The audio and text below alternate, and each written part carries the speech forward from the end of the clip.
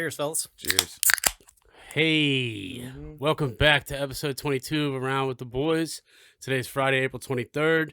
The sun's out, birds are chirping. How you fellas doing? I feel great. I mean, that weather out there is immaculate. It's nice and cool. I'm enjoying it. Yeah. I'm really enjoying it because it was starting to get a little too hot, but it's cool. The hot weather's around the corner. Yeah, it'll be here. Like, trust me, it's hot every year. It was a weird one, boys. I had to wake up earlier and actually start my car this morning at 5:30 before I drove into it because it was Because it man, was I'll be that honest, chilly. it was damn frosty. It was 40 degrees when I woke up. It got that low? Yeah, it's cold. Damn. Yeah. I did not know that.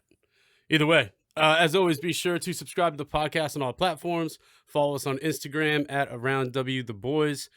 Subscribe to the YouTube channel. The full episode videos are getting posted every week, the day after the episode drops. Sorry, I was a little delayed this week. Had to celebrate an anniversary. Either way, How'd that go? it was great. Yeah. We went to Sailfish. To what? Sailfish restaurant. How was that? It was very nice. The weather was great. The only issue was that there was no wind. The gnats ate my ass alive. It's that time of year. Like, I felt like I was Linus. Like, I had just the little bugs flying over my head. the whole time. Where's this place at? Yeah, I was going to ask. Scotts Hill. Scotts Okay. Hill Loop Road. Gotcha. It's the basically Dockside and Blue Water combined, but put in Scotts Hill. What was it, like Hampstead? Before Hampstead. It's not far from here. Poplar Grove Plantation. Oh, nice. Behind that. It was very enjoyable. Word. Really enjoyed it. Last week we talked about the crypto craze, which is not doing so hot this week. Hey, Is what it is. strikes and gutters, boys. It's on sale. Get it while you can. Yep. The aliens are 100% here. I think that's... Look, been if you had a decided. doubt, listen to our episode last week. There's no doubt anymore. There's no doubt anymore. They're here. Yeah. What do you think? Absolutely. Yeah. They Would have you it be- here. Would you want to meet one? If I had a terminal illness, yes. Why the terminal illness? Oh, have you talked to an alien before? Nah. So you don't know which way that could go. What if True. it's an aggressive alien? If I'm already going to die, then shit, yeah, I'll talk to him. But if I know I got some life left to live and I meet the wrong alien, shit's going downhill. See, you're not trying to take this, so it's like a coin flip to you, and you're not doing it. 100%. Just like Got it. we talked about space, not on the pod, but we were talking about space and traveling there. And I tell everybody straight up, you can pay me enough money to get on a ship and go to space. No chance. But I would meet. I'd be on one tomorrow. Like that's how I feel. But there it is. I'm That's good great. right That's here. good to Just FaceTime me when you get up there. I will do. Perfect. This week's Rounders shout out goes to Zach Ulo in Jersey City. Zach got the koozies. Loved them. He was messaging me and he's jacked. He's coming down in June. So we'll see about maybe having him make an appearance. Yeah. If he wishes. Zach's a genius, dude. Yeah. Didn't he graduate top of his class at the Citadel? Yeah, Bulldog Sierra Company. This one's for you, Zach. I remember that. Ooh. That's pretty impressive. That's a true friend. As I've heard one. and he was engineering. Still is. Yeah, he's Top of the class at the Citadel in the engineering school. up in New York. That is well done. Very well done.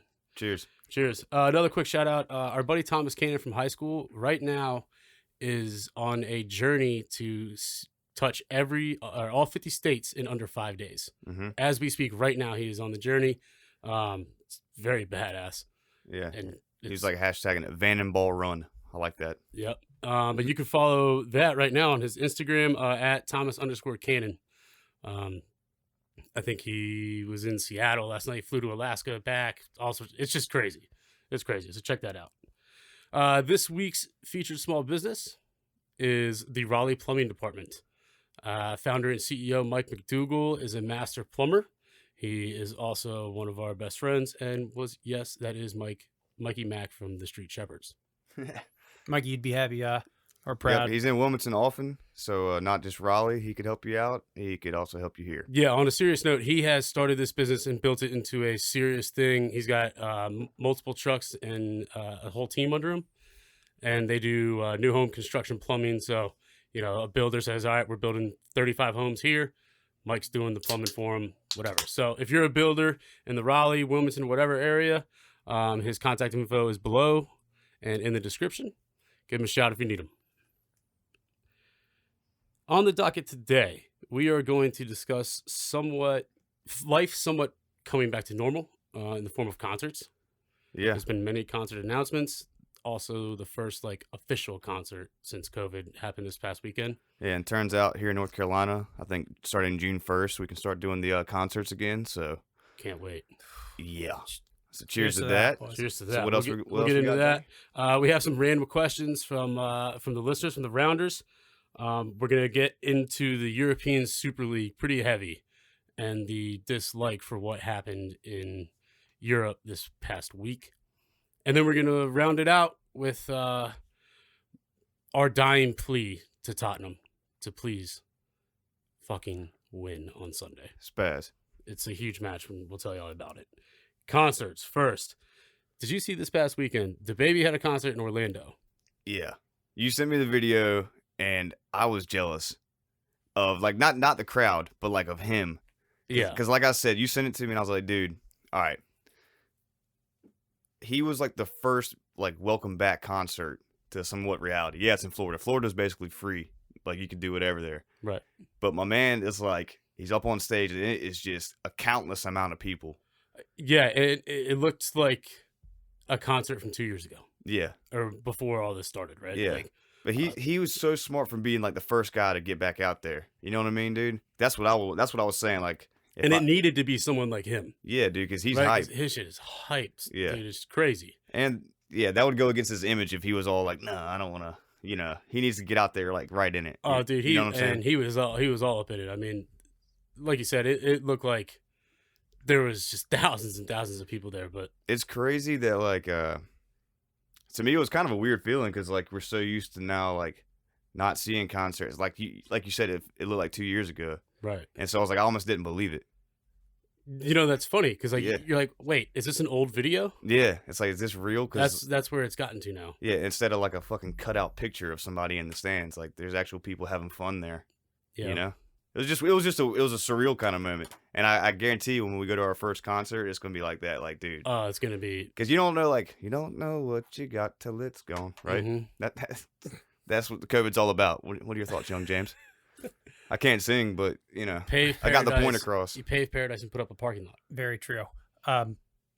More of an environmental discussion, I think. But in terms of things coming back, Yeah, could not agree more. I'm super jazzed. It's so funny, like you said. There's all these shows being released.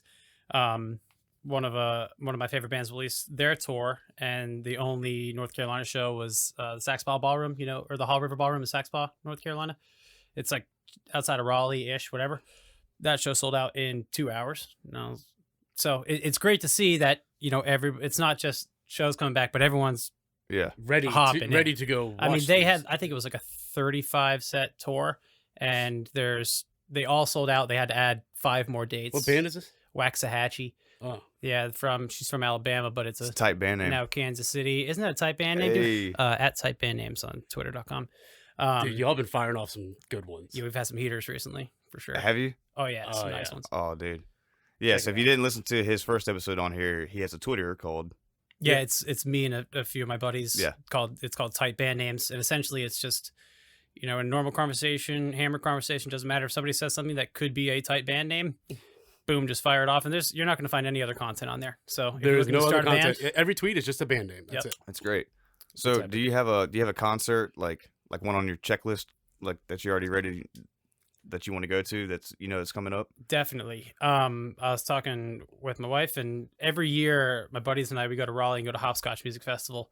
It's in September, and we've been, I don't know, probably 3 or 4 years out of the last 5, and then of course last year it didn't happen. And this is it just takes over the entire city for an entire weekend. So all these different bands are playing, but they're playing at different bars or venues. So you got to walk to which one, you got to schedule out which one you want to go see. Similar to the traditional festival style of like blocking out your time where you want to go, but you're traversing a whole city, not just a big field that has different stages. So if I get word that is on, that is with that. I mean, I'd spend, I'd take a second mortgage out to make sure that I make it to that thing. When would that be?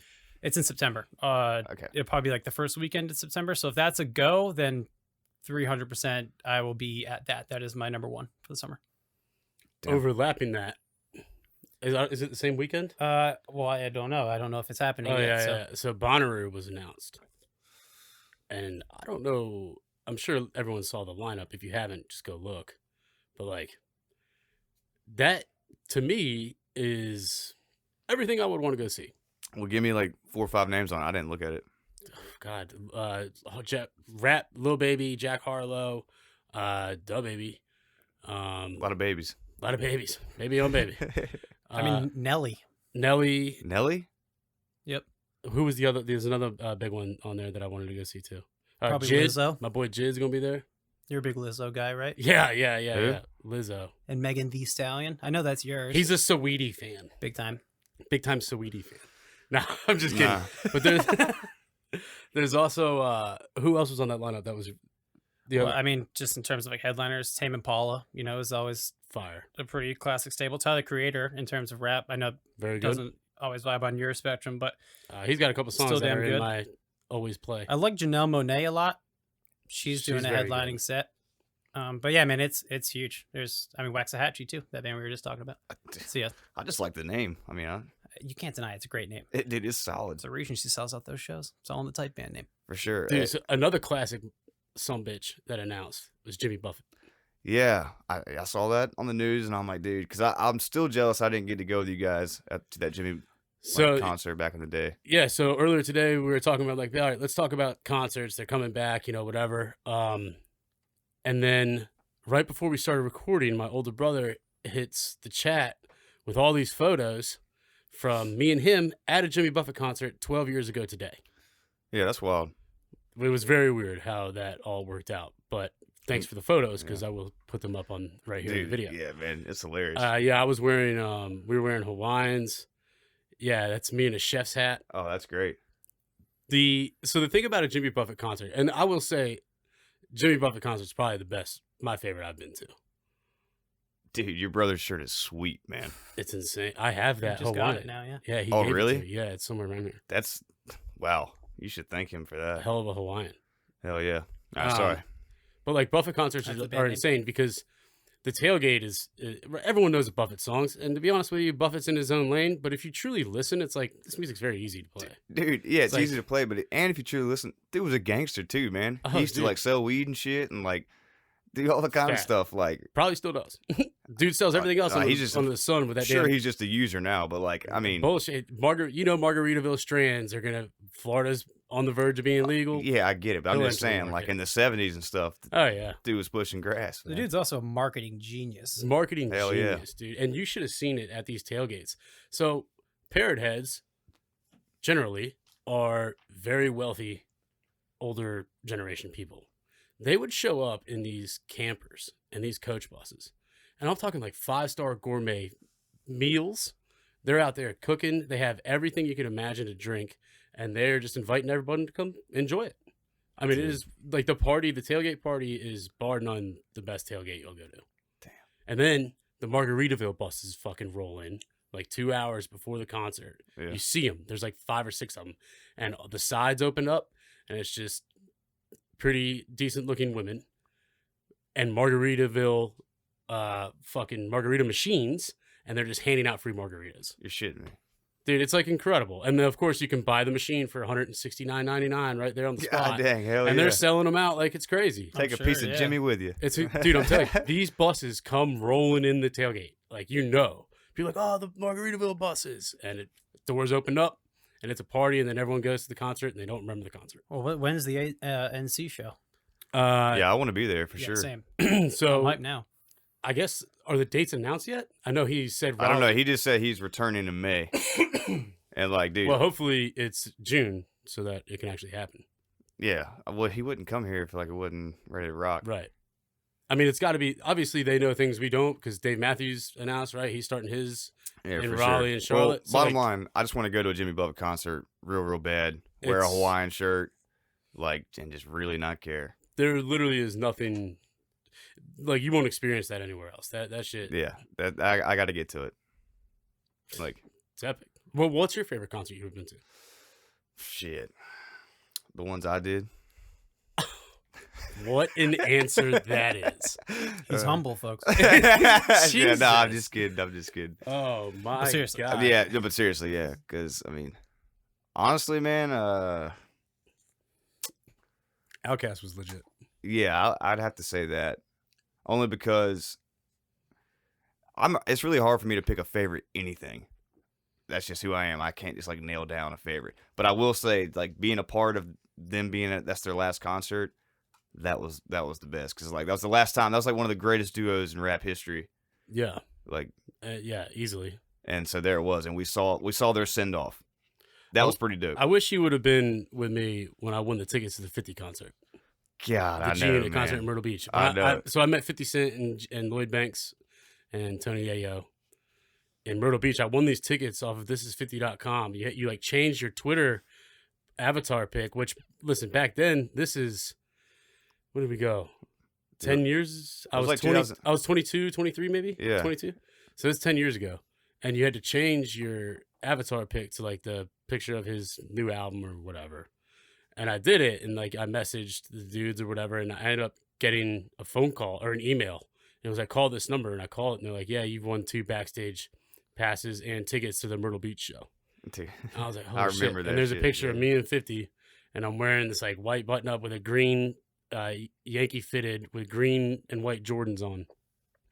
And he was just eating and like gaining his weight back from when he filmed that cancer movie. He was the running back that got cancer and he got real skinny. I think that was based off his friend. I never saw the movie. Yeah, which is a great story and everything. Movie flopped. Yeah, but that's all right. He was like 6 months removed from that and still gaining weight back, and he was exhausted. I don't know if it was from that or from like the fucking 10-pound diamond crusted chain he had on his neck. But he was pretty cool. Lloyd Banks was so high that he couldn't even like make words out, but then he got on stage and just crushed it. Dude, like his hands though look massive. Like compared, like you're sitting there. Yeah, but he's not that tall. He's only like 5'9", but he just looked like a bear. Yeah, he's like big. He's solid. Yeah, but and that fucking cross chain he has on is just gleaming. Yeah, I don't know, but that's pretty cool though. It was pretty cool. Because I mean, obviously, because we grew up listening to that. So, what's your favorite concert you've been to? Probably, I don't know, man. I got a couple. One of my faves that stands out for sure was when we were at Bonnaroo in 2013. Animal Collective played the 2 a.m. set. Oh, boy. And of course that just got out of hand. But I don't know. It's tough to pick. That one stands out though. Sober. What's up? Totally sober. Yeah, I sober's Dude, you know what's crazy? Before that fucking the Outcast one, like me and Pat were front row at Group Love. Like, yeah, that was a good show too. Yeah, which was wild. So those festivals are on like another level. That's what I'm saying. That's what was so crazy. I'm sitting there like Group Loving, you know, like doing whatever that sound is, and then I go over to the Outcast and like get down with them, like within an hour. Yeah. You know. Would you rather go to like 5 or 6 different shows throughout the summer, or spend your money and ball out at a big festival? 5 or 6 shows. Yeah, for sure. Yeah, I think so too. Yeah, I'd rather just like have like the cool people that come to Greenfield just go out there. Dude, I'm so ready for that shit. It's got to be like my favorite small venue, hands down. Dude, I mean, it's simple, it's easy, you know. $5 beers. And it is always a good show. Like everybody performs well. I've yet to see an artist kind of half-ass it up there because it's a genuine crowd. Yeah, I've seen a couple openers that I wish Okay, openers. I'm not talking about fucking openers. Like the main event, you know. And it's like, what? dude, well, but like, and Wilmington's like in the summertime, you know, it's a tourist town.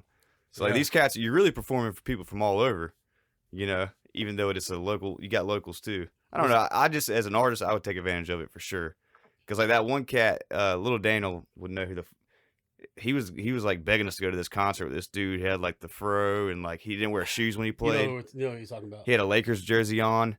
And then like his band would go, all right, rotate, and they would all rotate instruments, and they would each play a different one than the one they came out with the whole time. I'm like, his name is on the tip of my tongue. It's not. I don't remember his name, but he was fucking cool because at the end of the show, Andy something, yeah. Because Daniel's like, yeah, Andy, bro, yeah, Andy Brasco, Daniel will know. But anyway, dude, that dude was out in the crowd afterwards drinking beers with us. I like had at least a half a beer with this guy, like a conversation, just chilling. Dude, yeah. And Future Islands did that shit too. Remember that? Who? Future Islands. Yeah, Future Islands, and then we drank with them at Satellite. Yeah, like crazy. Those kind of people, I'm like, dude, y'all are doing it so right. Like, get out there, meet the crowd, like meet who paid to come fucking see you. You know what I mean? Hey, how do you feel about the? What? Go ahead. With Greenfield Lake, because I've only seen a handful of shows there because I was living out in Nashville, and when I moved back, of course, everything was closed. So I'm jazzed for that. But you were mentioning something about the guy who runs it, right? And there's there's something cool about. I can't quite. What were you talking about? He's like keeping the price or something? Or Yeah, so he will never raise the price of the beers there. So the beers you can get like Land Shark and Sweetwater and stuff like that. 16-ounce cans, $5. He said he'll never raise the price. I love that. Now, he also said he was going to work with Live Nation because, they're opening up the new amphitheater downtown on the river, which is going to be absolutely sick. And a lot of people were pissed. They're like, dude, that's going to take shows away from Greenfield Lake. We love Greenfield Lake. That's like what our, finally an established music venue in Wilmington. Because if you can imagine the amount of places that opened up and shut down just because there was nothing ever like that good. Yeah. Right. And Bo did like a live Facebook AMA type deal, a Q&A about it. And he said he wasn't going to raise the prices and that he's working with Live Nation on the booking of the acts and all that stuff. So if we can still see, because like some shows that I've seen at Greenfield Lake, I wouldn't want to see at that amphitheater downtown. Like the intimacy and like how you're on top and like the way that it's that Greenfield Lake is built with the water behind it and all, like just everything about it. Yeah. Some shows are just better there. For sure. You know what I mean? But Yeah, like, I concur. I think a big band, I don't know. I think big bands would be cool in an amphitheater. I just think Greenfield Lake holds its own culture to it, whereas like this one downtown is going to be probably a very different crowd.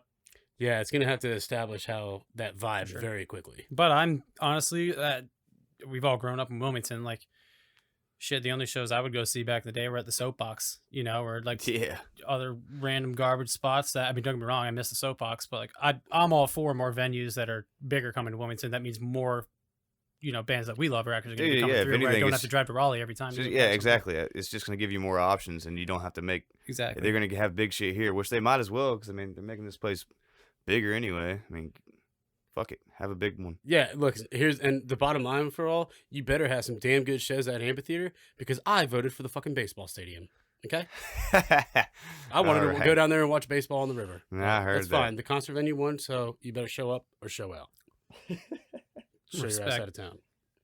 We fielded a couple of random questions. Yeah, from the Rounders. Yeah, the Rounders. Yeah, so if y'all hadn't figured it out by now, we're calling the audience Rounders. And shout out to again one last time to little Daniel for suggesting that. Yeah, he's got some good ideas. The first one it was the first question we got, and I was like, wow, this started off heavy. From Cam Kearney, he wants to know if we are living in a simulation. Oh, we're going heavy first. James, I'm gonna let you take that. Well, I'm just gonna say a little bit. Like me personally, do I think we're living in some situation? We're living in situational simulation, possibly.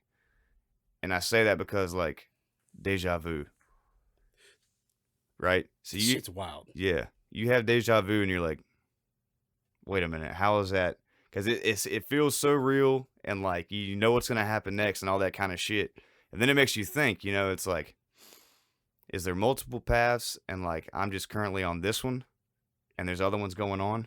Just kind of like when you look in the glass or whatever in the mirrors, and you see multiple of you, and you move and all that.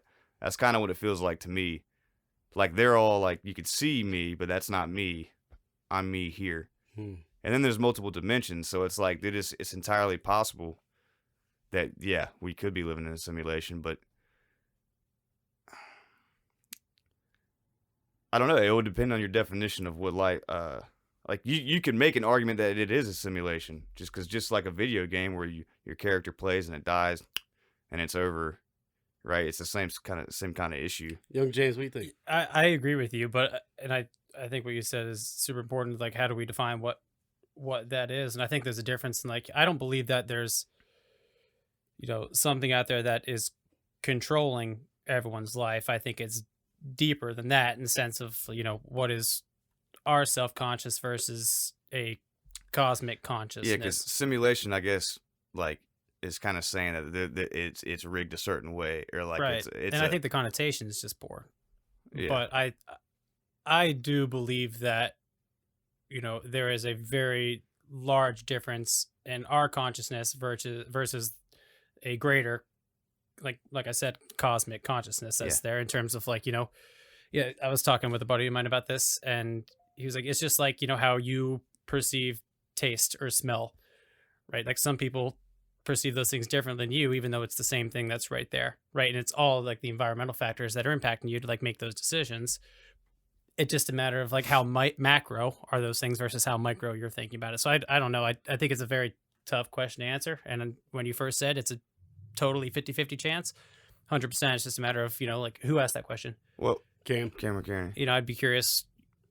Well, thoughts on his and what he meant by well, it. to what you just said, like the example you talking about, like cosmic consciousness, like you can almost argue there's a reasonable, like it's logical to believe that there is a cosmic consciousness because our consciousness is different than an animal's consciousness. Well, that's simple consciousness. Which is different than an insect's consciousness, which is different than like you could keep going, chopping it down, and it progressively gets more advanced as you go. Mm-hmm.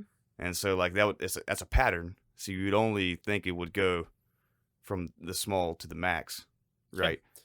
Yeah. And did the max, i.e. like God or whatever you want to call it, did it create this entire system to reach to him to make this whole, the figure 8 infinity, right? Or I mean, even that is the story of the chicken or the egg. True. Like was it that God that outlined that whole thing to come back, or go the opposite direction? Yeah. Or is this whole conversation a theory of evolution? Yeah, but the chicken and the egg, I think it answers itself. They both had to be, But that only brings us right back to the question itself. That it is. But so you could say,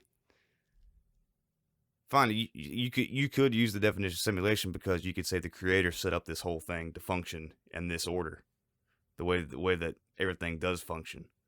From the planets going crazy and this, that, and the other.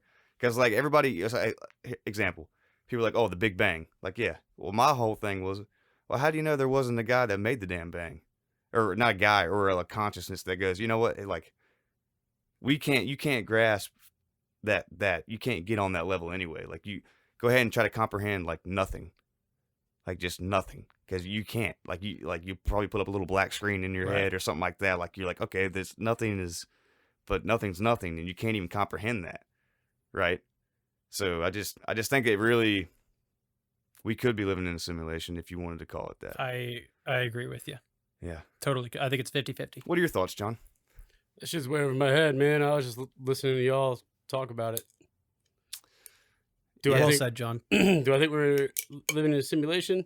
I don't know. I thought the other day, like, what if you died and all of a sudden you wake up and the afterlife is your actual life and you were dreaming this one the entire time?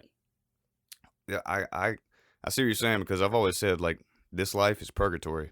Like, they say purgatory is between heaven and hell. Yeah. Well, I mean, we're kind of like sitting right there in the middle of it, aren't we? Well, damn. People say purgatory sucks, but living a damn fine life in our purgatory. You damn It's not that bad when you got a cold one. But hey, look, man. See, this could be purgatory. What I'm saying is, like, yeah, life's great. Sometimes it does suck. It will suck, and it will be good all at the same time. Yeah. So, like, yeah, we can call life a version of a simulation. Sure. But I think it all comes down to consciousness and how you perceive one thing versus another. And well, true. But what we do know about physics, the first law, energy can't be created nor destroyed. But you just mentioned the creator. Yeah. Okay. Won't. But like that, it is. I'm saying the chicken and the egg, they are, right? Like there's no, like there had to be something before the spark, which is. Agreed. But then I don't know how to think past that. We can't. And my mind just We can't. warps into non-existence. So like it's almost like you have to go, there is. You're like, and you can't, like, you can't go past that. You can sit there and scribble on a notepad all day, a little formula. Good luck. Well, Cam, there's our answer. Basically, Cam, what they're saying is they could bend your ear for hours. Yeah, like we can go, but I don't think we'll find ourselves in any direct result. But I will say, looking into it and all that kind of shit, because, dude, it makes me feel better about life. I feel way more at ease because, like, dude, there's a lot more going on, Agreed. All right. Well, What else is the next question's a little on the lighter side from Marshall. Yeah, I was like, damn. Marshall damn, wants really- to know damn, what really your set the tone. favorite cereal is. Oh shit. Can I start this? He said Yeah. milk and cereal combination. Because I think this is important. And ask anybody. This is the first question I asked somebody that I've just met. Like, I get in an Uber, guarantee first question I'm asking the Uber driver is what their favorite cereal is.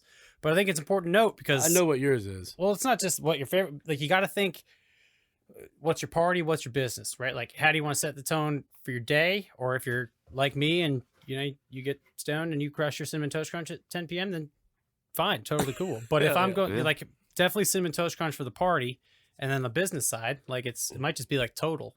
But I think everyone is okay to have two different answers. 'Cause Wow. I That's like for me. that. So total. Okay. cinnamon toast crunch though, Cinnamon Toast Take my Crunch is number one. definitely, yeah. it's a damn good cereal.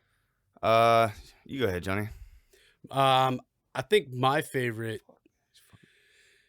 and this is Pillows, bro. it's one that's not really mentioned. I mean, as far as my like one, I don't know, it still does have sugar in it, I guess, so that wouldn't even fucking matter.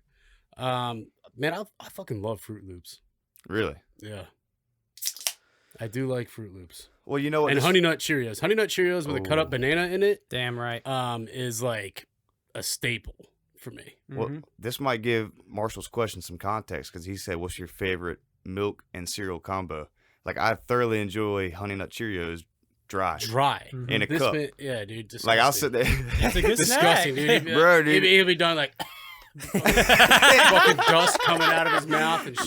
Yeah, but it's delicious, man. Like, like the honey ones, man, they're great. I'm telling you, dude, you get those while you're like, I can't You tell get- you how many times this motherfucker we'll find this man pass out on the couch and there's just Honey Nut Cheerios all over his fucking chest because he doesn't use his hand, right? Because he's germaphobe, so he has them in a cup and he just like throws them back and just He spills just them all over his caveman fucking my ass, self, you hear dude. that? It's fun when we were talking about the question. I was like, "You're like, what's your favorite milk and cereal combo?" And I was like, "Well, what else are you gonna do?" Like, it's like a water cereal combo. But now that I'm hearing a little bit about yours, yeah, we dug into it. this makes total sense. And I don't now. mind. I don't mind Fruit Loops dry either, man. Like, that's tasty too. Damn right. Especially when you're staying at a hotel and the breakfast sample they got out there, and you get the little boxes. Mhm. Oh, yeah. Knocking those down, man. When I go like on my little trips that I got to go on, Mhm. man, that kind of brings you back home mentally. I think. Okay, what about cereal if you had to have milk in it? All right, dude. So I like I told you earlier, I don't do favorites. Like I have a favorite. I do favorites. Right. That's what I meant to say. Yeah. Not favorites. Got it. So it depends, man. Like, I like the Cocoa Krispies because I like chocolate, Oh. and then it's like chocolate milk and cereal. But you got to eat that shit quick, or it gets real soggy. Wait, And it Cocoa, gets- Cocoa Puffs No, Cocoa Krispies. There's So- Cocoa or Puffs. Rice cookie Krispies, Cookie but- Crisps? No, No, dude. You know Rice wrong on Krispies. both counts. Shit. like the It's chocolate Rice Krispies. yeah. Oh, okay. The Rice Krispie cereal, and you pour the sugar on it, but this you just the Okay. chocolate, and there's no need for the sugar on top. It's chocolate milk and cereal at that point. And honestly, I don't mind the regular kind, hearing them crackle and pop, It's a good time. dude. I It's used just to, fun. when I was a kid, I was like, man, this is crazy. This is making a lot of noise. That and a jumping bean. First time I Mhm. saw a jumping bean, that shit was wild. But you're right though. With any Krispies, that's You ever just- seen a jumping bean, salt John? sample. You looked at me No. like, what the? You never seen a jumping A bean? Mexican jumping bean? Yeah, little fucker literally sits there and jumps Oh, in the that's jar. pretty cool. Yeah, just a bean doing its thing. What? How? wild stuff. I'm not even gonna ask how. It's whatever. But what were you about to say about Rice Krispies? No, any Krispies. It's just you got like a 45-second window to enjoy that, Yeah, or you're eating porridge soon after. because honestly, I like I I like don't mind frosted. it when it's porridge. I like frosted flakes. Pouring the sugar on that, you got to eat that kind of quick too. Mm-hmm. Wait, you add sugar on your Frosted Flakes? Hell yeah, Wow. Sheesh. like not like a heavy amount. That made me feel like a savage. What, a couple but- tablespoons? Yeah, yeah, something like that. Something like that. Just Coca Cola's worth. Yeah, that's it. They're already sugared Frosted Dude, Flakes. what the fuck else was I gonna say? I kind of like this. Lucky Charms are great. Lucky Charms are good. Yeah, They're good. Marshmallows hurt my teeth. Yeah, I was about to say sometimes though, if you bite on a marshmallow, it really hurts your teeth. soft teeth. Makes that squeaky sound. Soft teeth. Dog, I love them marshmallows, man. That was a little treat before breakfast. Like, dude, I enjoyed Cinnamon Toast Crunch for a while, and then this is some psychology shit, but like, dude, in elementary school we had this science book, and it was showing fucking like bugs, right? Gross as shit, and there was this one with spiders, and it was just gross as fuck. And just for some reason I started eating like Cinnamon Toast Crunch and like You know the long ones that were accidentally in there sometimes. It just reminded me. Yeah. You know what I'm talking about. Uh-huh. And it just reminded me of like this fucking spider. I'm telling you, for like 3 years I couldn't eat Cinnamon Toast Crunch. Like I don't know, it's fucked up. But While we're on the topic, yeah, Don't talk about the shrimp tail thing. Is that it? yeah, you hear that a couple weeks ago? nah. It's just people looking for internet fame. Yeah, I'm not so sure I believe it. But apparently some lady found shrimp tails in her Like fucking box three of like cereals. cinnamon sugar coated. Yeah, I like, don't shrimp believe tails. that. I'm like, no. First thing you just post on Twitter. It's like, no. I just don't Oh, think that so. was the first tweet? Oh, I don't know. I just the fact that it all blew up and then it was this like then massive it was meme for dead like in, 6 like- days and then gone again, just like everything else. But it's mean- like Dude, I'm gonna use. I bought a box that day. I don't give a damn. I don't believe that for shit. But so yeah, and I think there's one more. I'm missing one. Apple Jacks were all right. Apple Jacks. They were all right. Yeah. I think that might be Milk it. had to be super cold for the Apple Jacks. I'd hope your milk was cold regardless. But I mean super cold. Yeah. And again, that was one of them you got to eat quick. Like, Quick. So there's your answer, Marsh. there you go, brother. Brandon wants to know if we will be doing any Rounders hats and shirts. Yeah. The answer is fuck yes. Yeah, we're gonna do it. Because now that we established like a name for the audience, it's like that kind of changes the whole paradigm of like what we could do with shirts. Yeah, the hats are already designed. I have that design saved. It's just a matter of pulling the trigger on it. In a Yeah, couple we're weeks. definitely like I'm a big fan of pocket tees, so we're gonna do those. Yeah, the pocket tees are definitely. I think we'll do regular pocket tees Yeah, and then a premium shirt, which will be like the long sleeve hooded like fishing material. With basically the same thing, the logo on the design will get there, but that'll be the two different shirts. yeah, I think that'd be solid. And then the hats, there is no other hat besides the Richardson 112, and that's what they will be.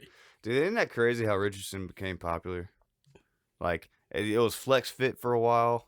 you Yeah, know, I mean, then it listen, was fitted, and now you got. yeah, I Richardson. mean, a New Era 5950 like basically broke. That's the hat that sent hats to like a new level, I think, as far as caps go, like sports caps. Yeah, Hats have always been around. I mean, if you didn't have a nice hat back in the 20s and 30s, I mean, you were just a bum. dude, they all There's Everyone not had one one. picture without. But as far as like sports caps and stuff like that, advertising wise, I feel like New Era like pushed the boundary, and then 5950, and then the snapback, and then like Yeah. the trucker hat was like shitty material, but it still wore very good. So Richardson took it and made it like nice stitching, and now the Richardson 112 is probably the #1 selling hat. It's crazy. It's like That's it right there. what's the next kind of? Nah, this is actually Pacific, little off-brand. Oh, bullshit. I got 12 of them around here somewhere. Yeah. But either way, yeah, Richardson will be the hat. Yep. All that is coming soon. So, Brandon, you'll know, brother. I'll send you one. Kevin, last question. Kevin Dick Yeah. wants to know if Trey ever caught the penguin. The search. I tried to convince Trey to come Yeah. on here. The search continues, man. Yeah, we want him to come on here and really debate this. I think he can get the penguin, like no doubt. He won't come on the show. Yeah, well, look, I think he can get it because I think I can get the penguin, and like that's how confident I am. Because the penguins don't run fast, they can't fly. Like I said before, he can catch the penguin, Yeah, it's just a matter of what you have with you while you're hunting that penguin. dude. Yeah, I know. And it depends on where they drop you off, all this kind of stuff. But All of it. no, the search continues, and Trey will eventually come on here And let you know, and Kev. discuss this penguin talk. Kevin, you need to text him and convince him to come on. Yeah. Okay. The main topic of today's episode is the European Super League. This past, Sunday night? This was an out Sunday. Right. 12 clubs? 12 clubs, 12 6 from England. Go ahead and give it to us, Jimmy. You know all the shit. Well, yeah. So on Sunday, after probably a very long time of secret ownership meetings of 12 massive clubs, in terms of the fan base, and all the rounders out there, I'm just gonna do it from a very, elementary level, just to kind of cover the foundations of it. So, all you footy fans, sorry for repeating what you already know, but essentially, on Sunday, it was released that 12 major clubs were going to be starting their own European Super League. This was 6 clubs from England, 3 clubs from Spain, and clubs from Italy as well. Essentially, it would be a separate tournament in which there would be no relegation, just these teams playing. This would just be the starting 12 teams in hopes to acquire more teams into this league that would play each other in the midweek and play each other regularly. So essentially the biggest change in probably what would have been the biggest change in footballing history and reorganization of how the sport is played ever was announced on Sunday to a not very mixed bag of reaction. Yeah, I think 99.9% of the people were on the same side.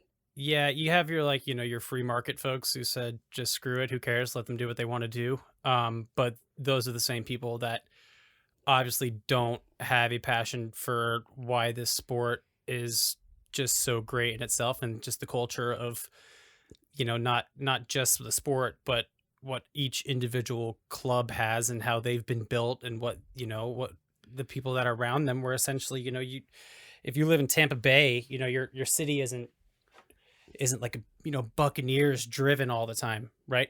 Right. But if you grew up in Sheffield, you can guarantee that Sheffield United is what drives you every day. You live and breathe it, and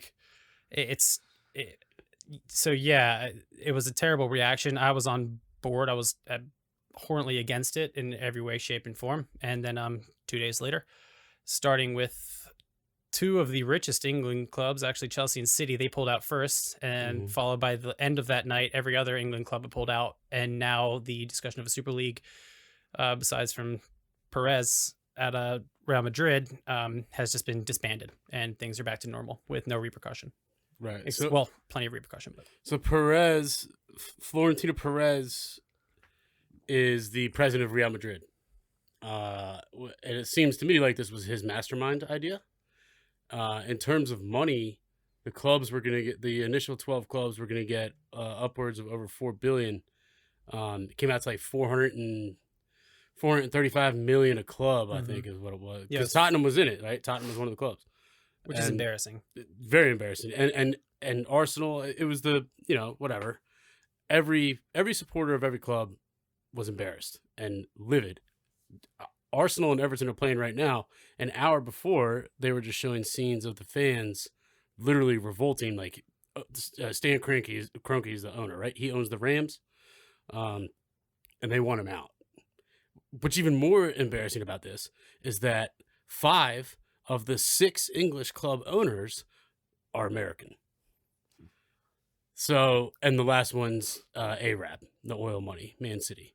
They have more money than they know what to fucking do with, so I don't even know why they wanted to deal with it. But regardless, the other club owners are all American. So now it's like, well, shit, we're trying to build this fan base here in the States, right? Like, now look, I won't lie. I was probably one of those guys back in 2013, 2014, like, oh, who gives a shit? I was actually going to ask you this. Let them do what they want. Like, who cares? Make money, whatever. When my brother right here got me into watching it, and I started to realize, like, oh my God. And like the biggest thing for me was that the passion was so similar to college football that, I'm like, Blacksburg, what's it driven by? Fucking Virginia Tech, right? So now I'm watching these soccer clubs and I'm like, this shit is incredible. Like, they just live and breathe it. So fast forward, yeah, it's bullshit.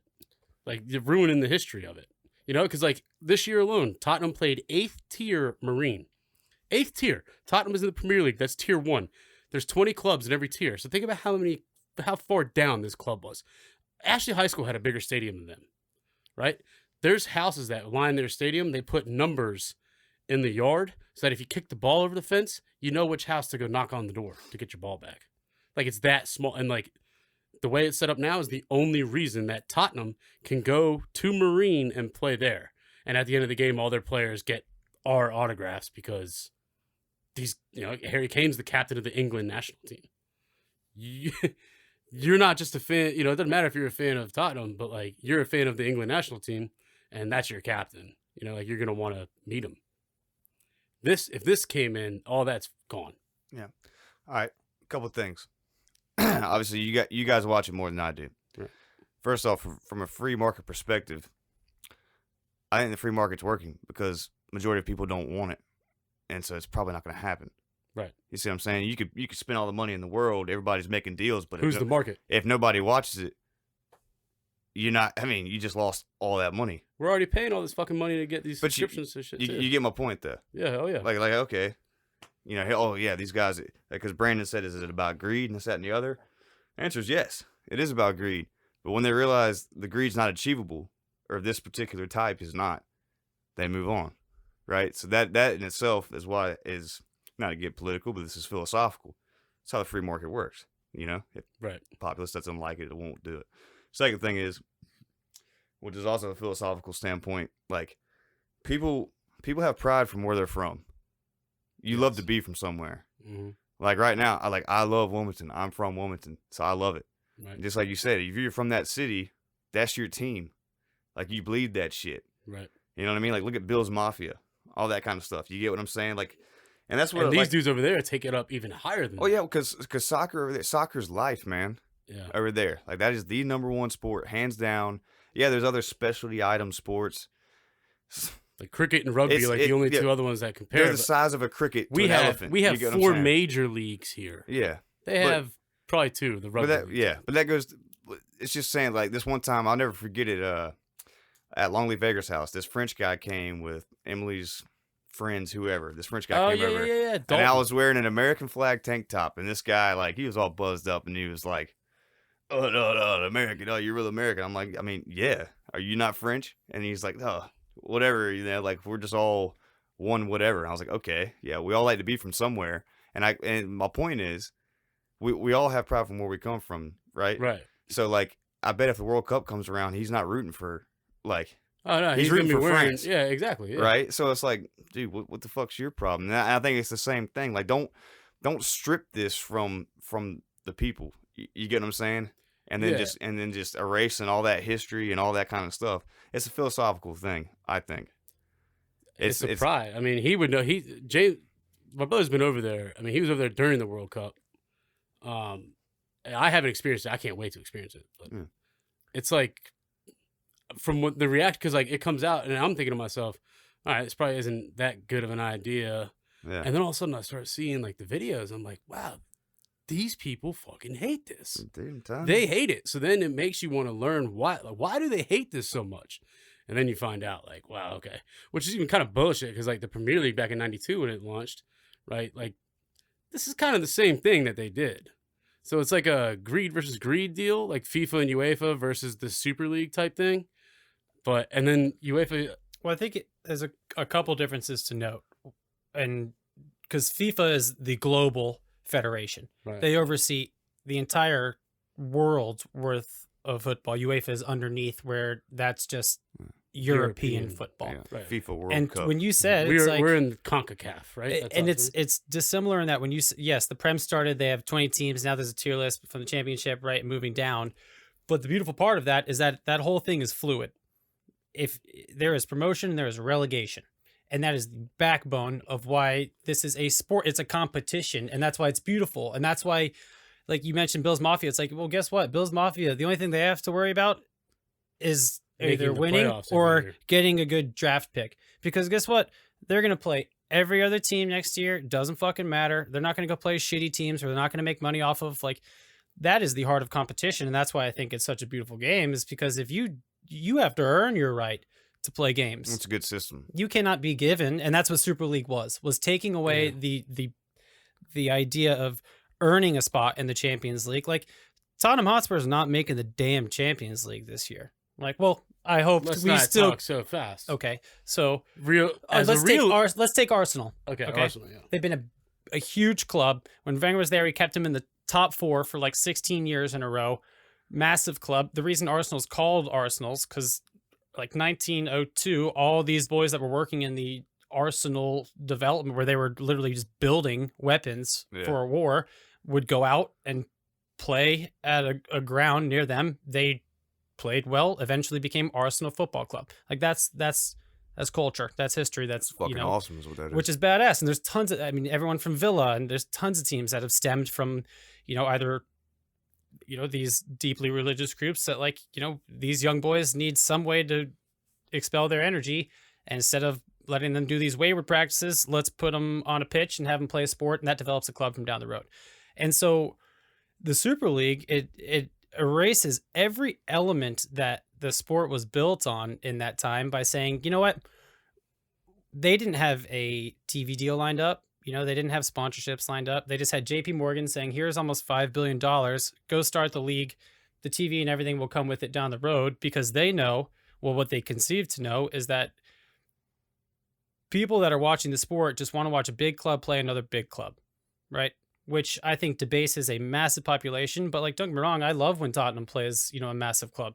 It's a great, like, we got to see Leicester City play Atletico in the Champions League, make it all the way to quarterfinals. Sure, they lost to Atletico, but with the new system, we won't see Leicester in a Super League playing regularly. And guess what? If Tottenham gets last place in the Super League, if that started, doesn't matter. Re-rack it, start it up again next year. Like, we're watching the last 5 or 6 matches of the Premier League season right now, and every one of those points is make or break. You and I watched the match yesterday, and just about 2 days ago, and just about lost our minds in here, because it matters, you know. And like, a draw against Everton means something. Drawing Barcelona or beating Barcelona, great. Like, we'll make money for that club, but what does that do with the disparity? You know, when you mentioned the Marine match in the FA Cup that we played, do you know how like lucrative that is for a local economy, especially like a team like Marine, to have these people come in, play those matches, which boosts that economy? And so people are like, no, it's not going to ruin, you know, small clubs. And that, I think, is just... It will. And the Spurs supporters donated so much money that weekend, too. They just like, if Auburn goes and plays a trash college football team, they're paying them to go play them, because it's putting money back into that, just like it is in these, you know, these tournaments. Like, you know, even the Champions League, if you have that team that makes it, you know, and you have the 4 teams from every league go and play, like, they're going to travel and go play each other, which is great. But if they were to join the Super League, UEFA barred them from Champions League. The players can't play for their national teams. So imagine seeing a World Cup where all the players, I mean, all the best players from your country are playing in the Super League. So now you have no players to play there. But like, I just think the folks that reacted saying, you know what, I don't see why it's a bad idea. We get to see more, you know, teams playing better teams more regularly. It's like, that's not what this sport is about. It's not about that. It's debasing. And that took me a long time to figure out. Well, especially if the system's set up for where like you can go the distance and you can get better over time and go further. Like, yeah, look at Leicester City. But I'm just saying that's a cool thing, because like you said, it does nothing but like breed better competition, because you know, you're fighting for scraps to get, you know, up as you go. And I see this video that this Arsenal fan, which, can you hand me another beer, please? Sure. This is the only situation where like I'm siding with every fan, right? Because it's the right side to be on. And this dude is letting them have it. How much of a disgrace they are. Thank you. Your shirts are 150 pounds. You know, we already pay a subscription to Sky. We do all this.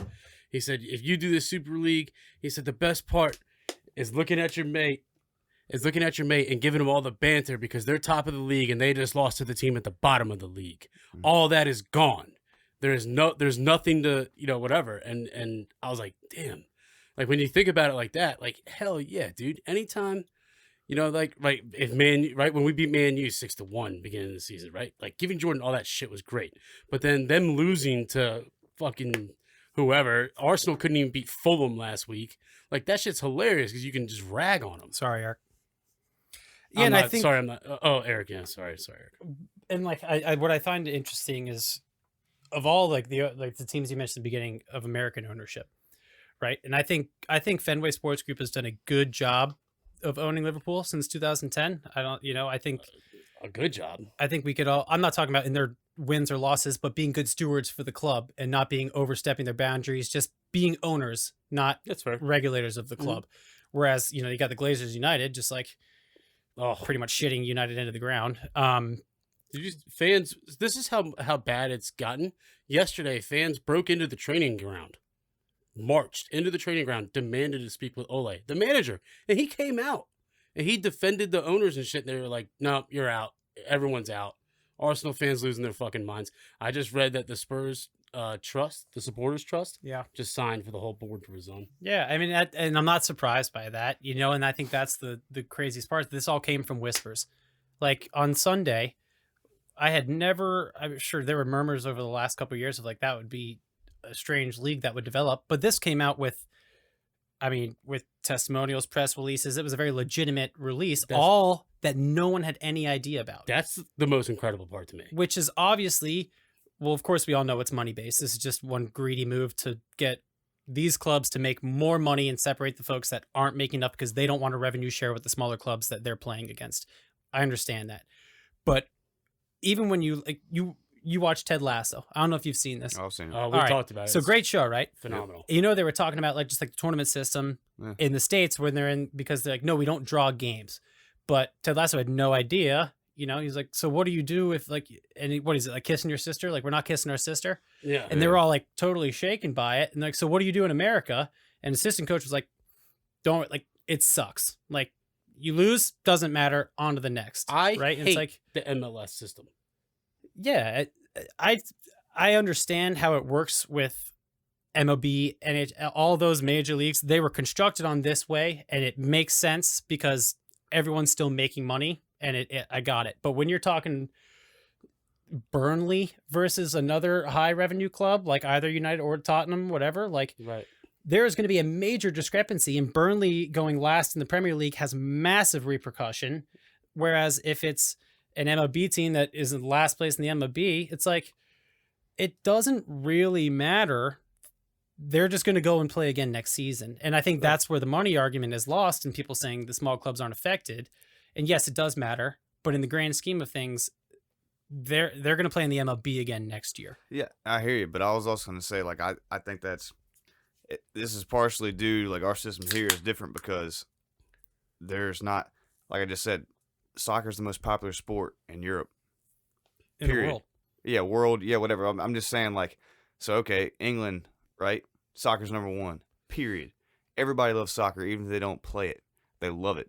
So you can get away with more smaller clubs and all that. Like, like with, okay, Major League Baseball here, there's all these minor league teams, but nobody fucking gives a shit. Like, nobody does whatever. But I get what you're saying, but, like, it makes more sense for that over there versus here, right? Because there's not enough. I wouldn't say there's enough players and interest for the sports. But you're speaking to the point being made, which is it's the American owners while working with other very rich folk. I mean, you got Chelsea, who's run by a Russian oligarch. You have City, who's run literally by Abu Dhabi. And that's just your England right there. You got a Russian oligarch, Abu Dhabi, and then 4 American owners. Those are the ones in the boat to transfer this new league because they know what that means in terms of money, and so that's what I was saying is they should remain separate style of how the game is played in competition of relegation versus not. But in terms of what that means for money, that would be taking that culture out of the sport in footy, not just in England, but across all of Europe, and then replacing it with a American style tournament just to increase revenue, to have bigger teams play other big teams regularly, which one disregards the fans, and two, what I think is not talked about enough, completely disregards the players. Because now they're playing even more matches. That was one of the most fucked up parts, that the players had no idea about this. But this is what gets to my point. Like like over there, it's a different culture. You can't apply how the hell we do our sports leagues here because there's so many different interests over here. There's so many different things. Right. Over there, I'm saying the number one interest, like everybody loves it. So you're gonna, like, you can't disrupt that because it's just a total, like, you can't mess with it. Yeah, well, they realize that in because it's built 40 hours. Yeah, it's built like for the nobodies, like, and all that, because like you could be, I don't know. I'm just saying, yeah, they realized it and they try to take what we do here and apply it over there, but it can't do it because soccer is life. People love it. They bleed it. Well, I don't think they didn't try and emulate the style of competition. They tried to emulate the revenue driving practices behind major franchises that we have in America and apply that to football overseas. And that's where I find the biggest issue is, like, speaking as a diehard fucking Tottenham fan, we were in the Super League because we have a lot of money. Historically speaking, we haven't won a trophy since the late 60s.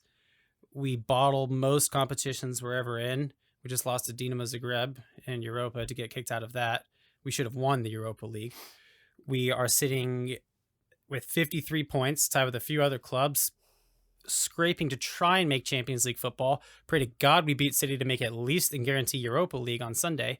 But all that to say, like, we're a mid-level team that has had some success in a few years, but over the course of history, not a very good club. Just a popular club that has like nothing compared to the Man United. We just have a lot of money now. And so we only were brought into the Super League because Amazon. we are a popular club based in London that is very valuable. And yeah, we have good players. We haven't done anything with it. But for the fact that they would invite Arsenal or Tottenham into this Super League, when frankly Arsenal hasn't even thought about the Champions League and haven't for many years now, it's like because they have money and because they know people will watch them play. Right. And so disregard the players, disregard the fans. These clubs are big. They have a lot of cash. Let's throw them into this pot with all these other teams playing each other. Everyone's going to watch those. The broadcasting rights will go through the roof. We'll make a ton of money. Nothing else really matters from there. And that's the biggest issue behind it is it doesn't matter. All behind doors, released without consent or discussion with fans, released without consent or discussion with the players or even the clubs. It was truly just ownership. And just like I was saying about Fenway, like they're stewards for the club. So it's really shitty to see owners like that who claim to be great supporters of the club. We just own it. We're stewards. It's Liverpool's club. You guys, you will do with it what you will. The community of, like anything on Merseyside, it's yours. But obviously, like that just didn't hold water. And then to come out of secrecy, announce this entire program, and then the backlash from it to be canceled, 48 hours later, like done. Rest in peace. Over, which I couldn't be more proud, like the fans won, like and one of the greatest lines I heard was, "There is no club without the fans," and that's it. And listen, had they gone through with this, the resistance and revolt from the fans would have been astronomical. I think it would have been from the players too. 100%. Yeah, the players wouldn't have done it. And that's the shitty part too. Is like, how are you going to do this? Look at all this shit gets announced, right? Chelsea and Liverpool both play the days that it's going on, and they both draw their matches. Like, and it was shit. Both of them were shit. We won on a PK in the 89th, but it was announced that we were out the night before on Tuesday night, right? Monday and Tuesday, Chelsea, Liverpool played Monday and whatever. Right? They each played each day. And everyone was saying, "Oh, it's the hangover. It's the hangover." Probably, yeah, because you just put these players in a very shitty situation without their consent, without them even knowing, and you expect them to go out there and perform at the highest level. Like, it's just not going to happen. And so, the disrespect to the players, huge. But the club is nothing without the fans is like the number one thing, and that's a fact, dude. I mean, there are diehard fans of third tier, fourth tier clubs.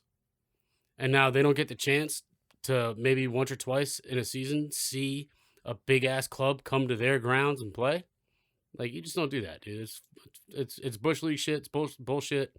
And I'm happy that the fucking fans won quickly, really quickly, because we don't need that distraction. It's a fact. Agreed. And Brandon asked, fines or sanctions.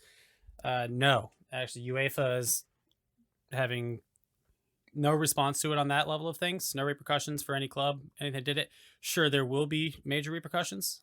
Just like the massive stampede outside, Arsenal today. The Emirates right now. Emirates looked like a war zone. Yeah, and every club has had that so far. I mean, you have Petr Cech pleading with Chelsea fans for them to stop. Like there's a lot of pieces that will happen in terms of money for these clubs.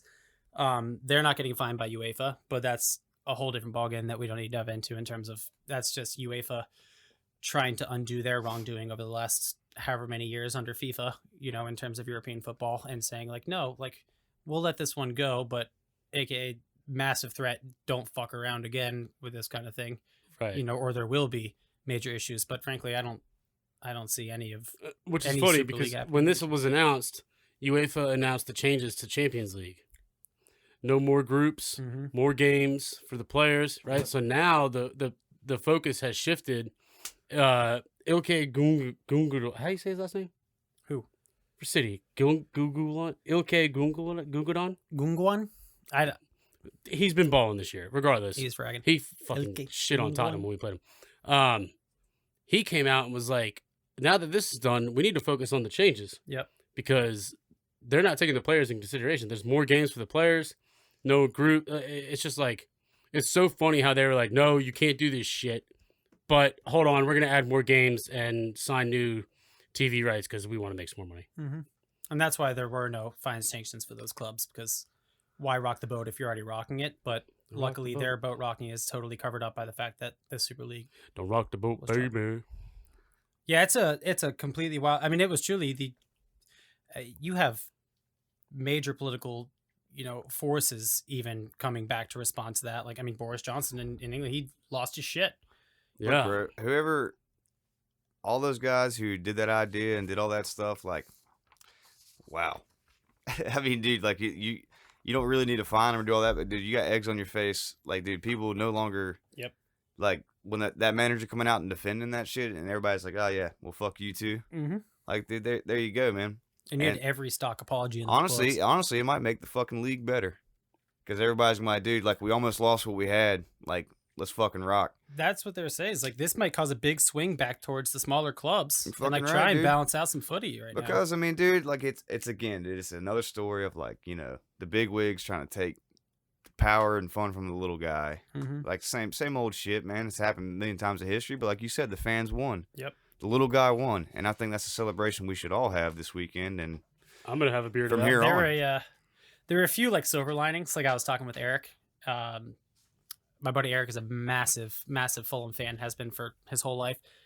And he was like, I think he was pseudo for he wasn't actually like a proponent of the Super League. He was like, if it did happen, Fulham might not be relegated this season if you guys pulled out, and I could just kind of stick around in the Premier League. But that is about the only good thing you could possibly find out of the team. And frankly, we'd still be playing Prem. Sounds a We'd just be little losing out of the selfish, Eric. Champions League. Sounds a little selfish. Classic, you rich. Come on, you whites. So that's it. The Super League, the not so Super League, is dismantled. It's over. It's done with. But that was it was incredible to see the scope of how big that news was over there. I was like, damn, dude, and I think it made everyone in the world understand that, like, that shit is life. Okay? That's what I'm saying. Don't fuck with it. Yeah. I'm kind of curious of your guys' opinion on this. Just last piece about Super League. So, Family Sports Group, Liverpool, LeBron bought in, what was that, a month and a half, 2 months ago or so? Yeah, that money was geared towards the Red Sox, though. Was it? Yeah. I didn't look into that at all. So I was curious if LeBron is a 2% owner of Liverpool Football Club. Or 2%, Boston Sports Group, sorry. But the original stake was his money went towards Liverpool the first time. He bought back in about a month and a half ago. That money was directed towards the Red Sox. Got it. But LeBron James is part of that. Got it. He listened. Final little end piece before we go. Tottenham Hotspur play Manchester City Sunday morning at 11:30 a.m. for the Carabao Cup final. Mm-hmm. This is Tottenham's second chance in 5 years to win one of the 4 major trophies, which that's the running fucking joke. Major trophy. It's not. It's like the least major of the 4. It's a trophy, though. It's hardware. It's a ticket is what it is. Whoever wins the EFL Cup, well, interchangeably, it's Carabao Cup or EFL Cup, same thing. Whoever wins is guaranteed your Europa League play for the following season. Carabao, by the way, is England's equivalent to Monster energy drinks. Huh. They sponsor it. I did not know that. But regardless of the ticket to Europa, it's way deeper than that. Mm-hmm. Tottenham, the running joke is, oh, yeah, you got an empty trophy cabinet. I've heard it 7,000 times since I've been a supporter for 5.5, 6 years. Can't imagine how many times this guy's heard it. And it's like, okay, we get it. We had a chance in 2018 in the Champions League final, which is the biggest trophy you could win. And 2 minutes into the game, we gave up a PK due to a bullshit ass handball. And it changed the game. We ended up losing 2-0. Either way.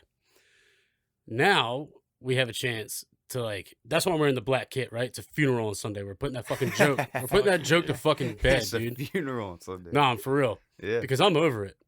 I'm fucking over it. We fired Jose. I'm a fucking prick, Mourinho.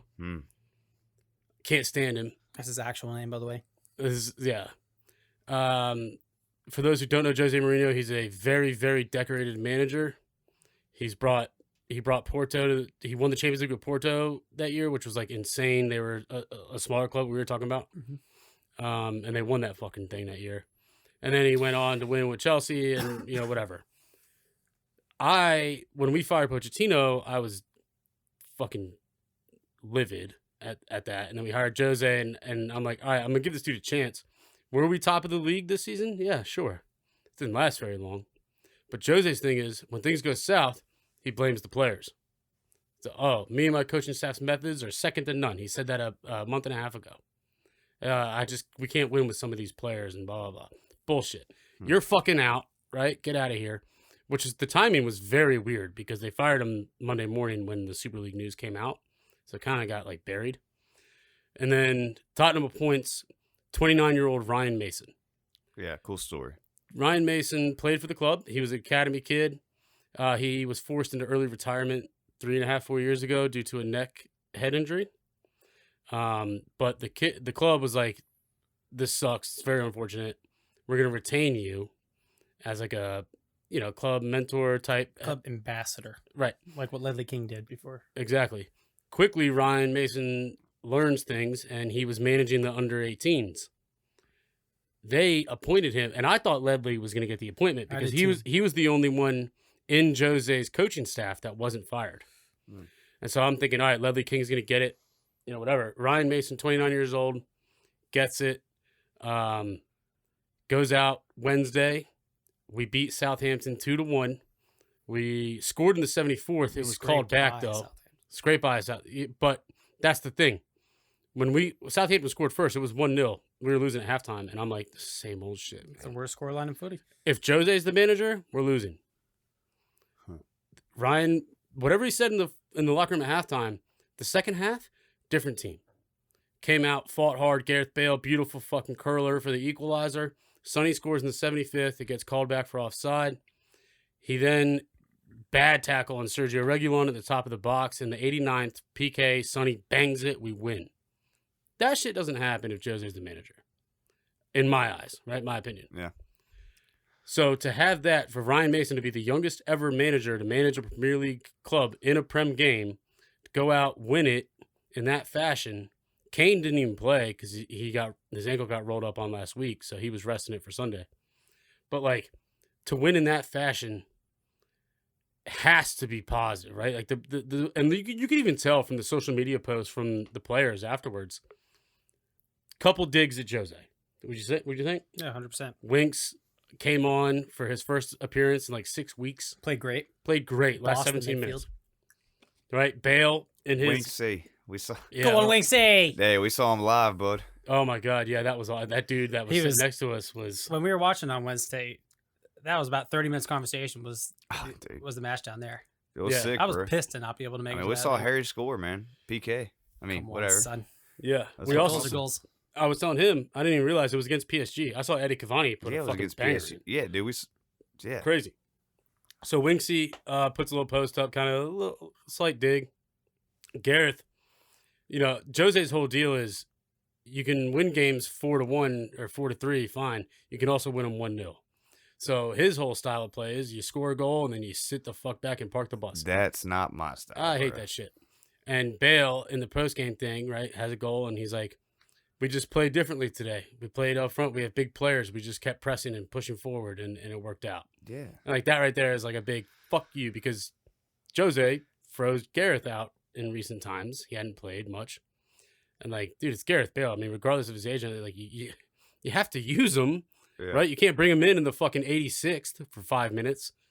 Bring him in, play him. He's got 60 minutes of solid footy in him. And he has at least 2 moments of magic per 30 minutes. Dude, it makes It's a big. incredible. And that's what It changes the truly- game. Yeah. It makes a big difference, though. I mean, like you hear your coach like saying like shit, like, "Oh, well, we don't have the, what we need to win." Versus, I guarantee you that young buck got in there at halftime and was like, "You know what, dude? I'm gonna step up to the plate. Yeah, I'm young, but like, I bet. I mean, he got him pumped up, like no doubt about it. Like, listen, you fucks. Like, you still have the ability to play. I'd give my left nut to get out there and play. Yeah. Like, and that's how I feel because that's when I coach. That's what I tell kids. Like, dude, listen, fellas, this is all going to be a memory very shortly. Which brings you know me- what I mean? which Like, brings me to- go for it. Well said. You know what I mean? Which brings me to Sunday. What are your thoughts on Well, Sunday? I think, and just last piece on this before that side is like, when they look at like why Ryan Mason probably got all that out of it is because Ryan Mason was born in the culture of Tottenham, and Yeah. Tottenham is it's a tight knit group of players. There's seldom any animosity amongst the players on the team. It's always with whatever manager, because God knows we've had an absolute shit ton of managers in the last 7-8 years. And looking at, well, that's not true. Let's go back 10 because Poch held his own for a while. But like just Mourinho coming in and trying to inject his culture without any regard for the culture that was already in the club versus Ryan Mason, who came up through the young ranks, even played in the first team before the injury. Yeah. They were playing for Ryan Mason, which Right. is the first time since Poch left that they were playing for the manager. And I think that was the difference there. It's like playing for somebody who actually embodies the culture of the club. Yeah. And, that's you could say that about a lot of clubs around right now. It's like, frankly, like, do I like United? No, I fucking hate United. But you can finally see that they're playing for Ole more and more now because like they found that middle ground, and that's where you see the disparity. Is like, how do you retain the culture of the club and play for somebody who doesn't quite know that? And in the age of just manager sacking after manager sacking, you find this strange area of what success means and really find the importance of a good manager that can actually flesh with that, which for a long time I was like, why do they even have managers? Like, they can't actually coach them on like the pitch. And I'm talking to you as somebody who coaches the sport, but it's like, it does have a massive impact. And so for Ryan Mason to get that first W and still has to carry out the rest of the season, including Sunday, which I know we're about to kind of top off here, but I'm incredibly anxious. I'm so anxious. So he has 6 matches that he has to manage left, 5 Prem matches, and the final on Sunday. And like the final on Sunday, regardless of winning a trophy, is probably the biggest match for Tottenham in 6 to 7 years. Well, since the Champions League. Since Champions League final. But it's even bigger than that because Champions League final, we knew if we lost, Kane was going to be our striker next year. We knew that. It was fine, didn't matter. If we fucking lose on Sunday, that's it. Yep. Kane will leave. We will sell. I don't know. I just have a strong feeling he's going to leave. But like, regardless of what happens if we lose, because we're not going to fucking lose. Yeah. We can't. City has a massive match on Tuesday. It's Champions League semifinal leg 1 against PSG. Pep Guardiola has won every trophy with City except for the Champions League. He's already stated that their mind is pretty much on Tuesday. On top of that, John Stones got a straight red yesterday. He's out. The center back is out. That's big news. And we have to play for the players. We have to play for the fucking badge. There's no bullshit. And that's why I love that Jose's not here. If Jose's here and we win this, Jose takes all credit. I won Tottenham their trophy. Blah, blah, blah, blah, blah. Fuck you, dude. Yeah. You're out. We win this trophy. It's for Ryan Mason. It's for fucking Harry Kane. It's for Ledley King. It's for all these. It's for fucking Pochettino. You better believe Pochettino's gonna be watching. It's perfect timing though. I mean, like the dude got kicked out. Young Buck gets in there. It's not. He hadn't even cracked 30 yet. I mean, dude, and you like, because they are kind of playing for a player though, James. Instead of playing for a coach, because he was one. Like he's one of them, right? And just like it goes to that culture, and that's a big fucking deal. Like the psychology of sports, man. When you're dog tired. And you just gotta you have to release adrenaline to go that extra mile, right? Yep. You don't do that for somebody you don't really respect, or it's kind of shit on you. I agree with everything both you guys said. The only thing that I would dispute is I think it's the Premier League result that will, because making Europa and winning a Carabao Cup trophy is great for Harry Kane to have a trophy. But like we started this conversation, we know what that trophy means, which is we beat City. We got something within England. Fantastic. Great. But as it stands, like if we have played an extra match versus West Ham and Chelsea, who have only played 32, we've played 33. So in terms of the Premier League table, if Chelsea can do what they did just the other day, drop points, like, I mean, the top four is not out of reach on that side. And I think if we can, I mean, West Ham just got, I mean, didn't they get pretty hard dumpster the other day? Didn't they just play Leicester yesterday? Or was that a, no, I it forget. was West Brom, excuse me. Yeah. West Ham they played this past weekend, didn't play in midweek. But they still have a game in hand, right? But all that to say, they drew. And if they come through, drop points, then top four is still there. So yes, Harry Kane is playing this a massive match in terms of retaining top talent that we have. But one, Kane should never, I don't think he'll go anywhere domestically if he was to leave. No, he won't go anywhere in England, no. And two, Harry Kane will always, even if he knows he's going to leave, he would never make a note of it and he will continue to play on, but he's going to play to get us into that top four spot. And I think if we can get Champions League footy again, even if we lose the Carabao Cup to City, if we get top four, I think we still keep our talent on our bench right now. And that's a very good point. But my thing is for Sunday, we have to fucking win. I have a very good friend of mine, Ryan Cook, on the phone right now who wanted to make his plea. Ryan, you're live. Cookie. Hit us with something for Sunday, dog. Well, it's simple. You look at, it's like a David Goliath situation, right? You have City, who perennial winners of this cup. I mean, they've won it 4 years on the bounce, and they've got Pep, they've got oil money, they've got everything, and we are reeling. We have great talent in our squad. We've got Harry Kane, Gareth Bale, Heung-min Son, Hugo Lloris, World Cup winning French captain. He played great. Saved our ass. Saved our ass. Absolutely. But to me, it's like a law of averages, right? You know, City, they've won the last four. They can't win. They can't keep on winning every Carabao Cup. And really, with Ryan Mason, former Spurs player, leading the charge from the bench, you get a sense that there's like a revitalized sense of unity among the players, right? You know, they've all united in a sense against Mourinho and kind of gotten him out, and now they have like a recharged sense of purpose to work together. I don't know. That's just kind of like the vibe that I get. Let me ask you a question. Do you think we win that match Wednesday if Mourinho's in charge? No, I don't. He's way too pragmatic, and our squad isn't built for defensive pragmatism. At one point, we had the best defense in the league, but you know, whenever you go multiple transfer windows without reinforcing your defense, it's just bound to wear out, right? Yeah. I mean, it's basically like not performing maintenance on your car. You can buy a brand new car. Yeah. That's like right? And it could be the best thing on the road, but if you don't maintain it, you don't invest money into it to keep it up, it's going to break down. So that's how I see it. So we used to have a really amazing defense.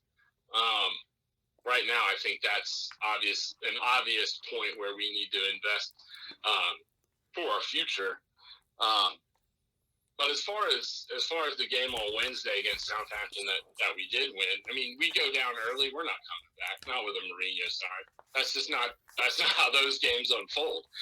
The way that those games unfold is we score first and then we lose the lead playing defensively, and we reel, and then we try and rally late to kind of scrape a point. Yep. Last Wednesday, it was the opposite. We went down early and then came out in the second half all guns blazing, and we just looked a completely different team, right? So, I mean, it just looked like a lot more cohesive than we were used to seeing under Mourinho. And that kind of, what we saw in the second half on Wednesday is what gives me hope a little bit of hope going up against City on Sunday for the Cup final. I mean, this is a Cup final, right? Anything can happen. Anything can happen in a one-off. So, and the fact that, we've had relative success, I say relative because it was in different competitions, but over City over the past couple of years, I mean, we beat them in that 2 legs in the Champions League in order to get to that quarterfinal against Ajax. Remember? Yeah, and then we beat him. Remember when Bergwijn made his debut? He had that banger. We beat him that game too. Right. But Cook exactly. Hold on, James wants to ask you a question. No, I'm just saying like Cook makes a good point, right? So if you don't have the best defense in the world, the best defense is a good offense, right? So you got to keep the pressure up top. So you let them, like, the fewer chances the defense has to go against, right? The better your odds are for not letting a goal in, right? So if everybody steps it up top, or at least possesses it up there, the fewer chances, less chances of a goal. So why not do that? Like, I get it if that's your coaching style, but like, your team reflects. You have to adapt as a coach. You can't just stay the same all the time. Exactly. And I feel like y'all fell. I mean, y'all, like, I'm a Tottenham fan too, but that's why I fell feel victim. hated Jose. Exactly. Like, dude, you can't. If your defense is weak, you have to press up top to help them out. Period. Yeah. Well, hey, what do you? To kind of piggyback on that, sorry, Doug. To piggyback on that, James, what any good manager would do is you would play to your team's strengths. Yeah. And where are our strengths? Like I said before, Harry Kane, Gareth fucking Bale, and Heung-min Son. Hey. I mean, you have that triumvirate up front, like.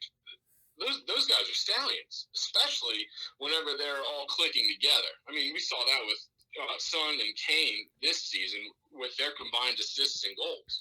Yeah. And then you throw Gareth Bale in the mix whenever he was on form earlier in the season. I mean, if we had all 3 of those guys clicking at the same time, hitting their stride at the same time, then, I mean, the ball wouldn't be in our half to lead goals. Yeah. You know what I mean? Yeah.